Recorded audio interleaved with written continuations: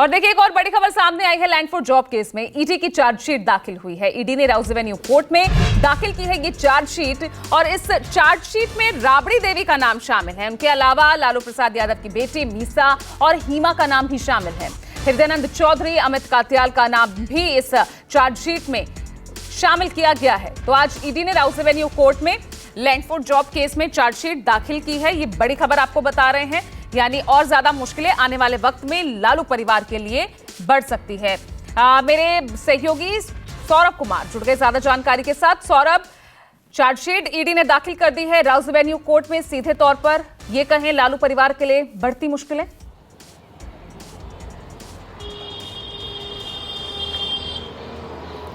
जी बिल्कुल, लालू परिवार के लिए लगातार मुश्किलें बढ़ती ही जा रही है। हालांकि इसके संकेत जो हैं वो आरजेडी के नेता कई बार पहले भी दे चुके हैं मीडिया के सामने। कारण उन्होंने कहा था कि 22 जनवरी तक ईडी की जो कार्रवाई है वह तेज रहेगी और जानबूझकर केंद्र सरकार जो है लोकसभा का चुनाव के कारण ये सब ईडी के माध्यम से करवा रही है।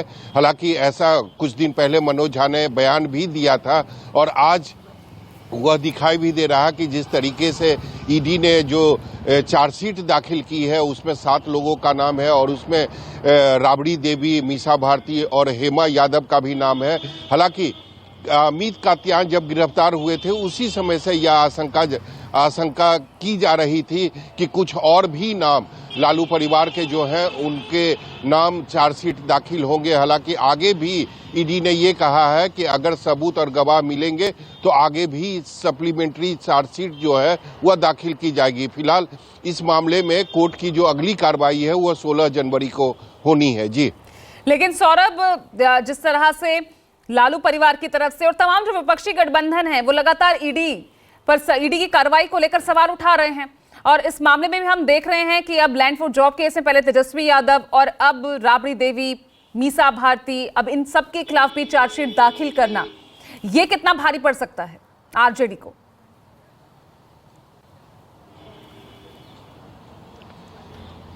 जी बिल्कुल, आरजेडी लालू परिवार की मुश्किलें बढ़ने वाली है ये अंदेशा लालू परिवार को पहले से ही था और ऑलरेडी अगर तेजस्वी यादव की बात करें तो उन पर पहले ही इस मामले में चार्जशीट दाखिल हो चुकी है। हालांकि आज उसमें राबड़ी देवी, मीसा भारती और हेमा यादव का भी नाम शामिल किया गया है। लेकिन मैं आपको बताना चाहूंगा जिस समय अमित कात्याल की गिरफ्तारी हुई थी उसी समय से यह आशंका की जा रही थी कि कुछ और भी लालू परिवार के जो सदस्य हैं उनके भी नाम की चार्जशीट जो है वह दाखिल की जा सकती है। और आज ईडी ने जो कोर्ट में चार्जशीट दाखिल की है 7 लोगों के खिलाफ, उसमें 4 जो लोग हैं वह लालू परिवार के ही सदस्य हैं। दूसरी तरफ अगर ईडी की कार्रवाई की बात करें या फिर इनकम टैक्स की कार्रवाई की बात करें तो लगातार जो विपक्ष है वह लगातार केंद्र सरकार के खिलाफ जो है वह आरोप लगाता आ रहा है कि केवल 2024 के लोकसभा चुनाव के कारण केंद्र सरकार ईडी और इनकम टैक्स का इस्तेमाल कर रही है विपक्ष पार्टी को डराने के लिए। लेकिन आरजेडी परिवार जो है या लालू परिवार जो है वह डरने वाला नहीं है।